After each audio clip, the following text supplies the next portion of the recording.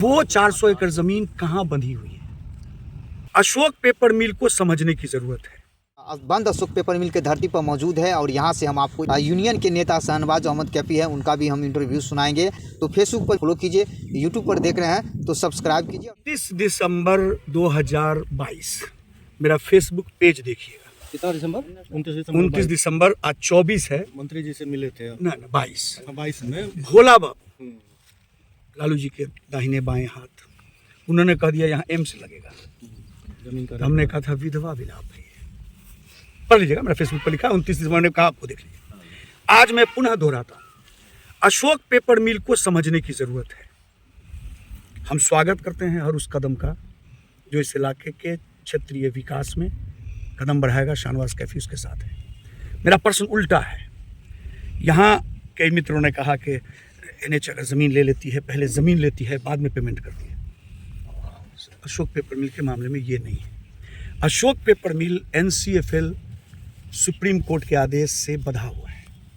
Supreme court ने 36 महीने में कहा था पूरा करो, दोनों फेज पूरा नहीं हुआ। स्वर्गीय माधव बाबू अब दुनिया में नहीं है, स्वर्गीय कफील अहमद नहीं है, लेकिन जो उन लोगों ने मार्ग दिखाया उस मार्ग पर हम लोग चलने वाले लोग खड़े हैं। यहाँ हमारा कहना है कि किसी भी व्यक्ति को राजनीति करने की पूरी स्वतंत्रता है, और निश्चित रूप से अब तो चुनावी वर्ष है, हम इसको पॉलिटिकल स्टंट नहीं कहते। एनडीए में मैं भी एक मजबूत साथी की तरह हूँ। जितरना माझी आदरणीय हमारे नेता चिराग पासवान यकीनी तौर पर केंद्रीय मंत्री हैं काम का, और निश्चित रूप से हम भी चाहते हैं कि ये काम हो। समझना ये होगा कि ज़मीन जो 440 एकड़ है अशोक पेपर मिल की, वो 400 एकड़ ज़मीन कहाँ बंधी हुई है? NCFL जब फ्रॉड की तरफ भागने लगा तो ये ज़मीन गिरवी है।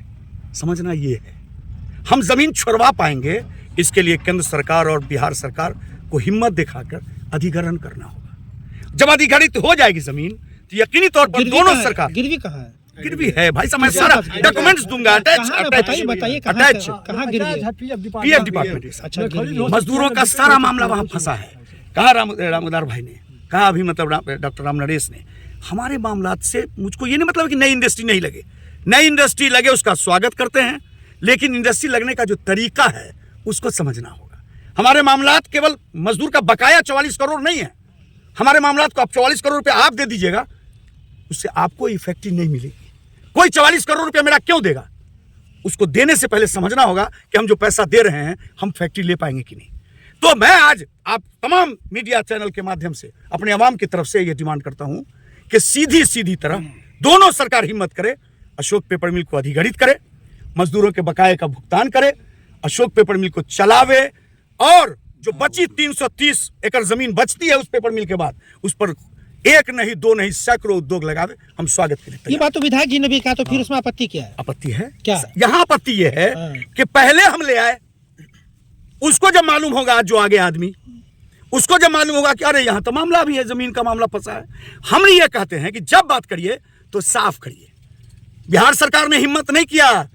हम तमाम लोग गए थे, मंत्री हुए थे हमारे इंडस्ट्री मिनिस्टर सैयद शहनवाज के यहाँ, हम भी उस बैठक में थे, उनको लेकर आए थे। जब उनको पता चला, बेचारे 5 दिन के बाद हट गए।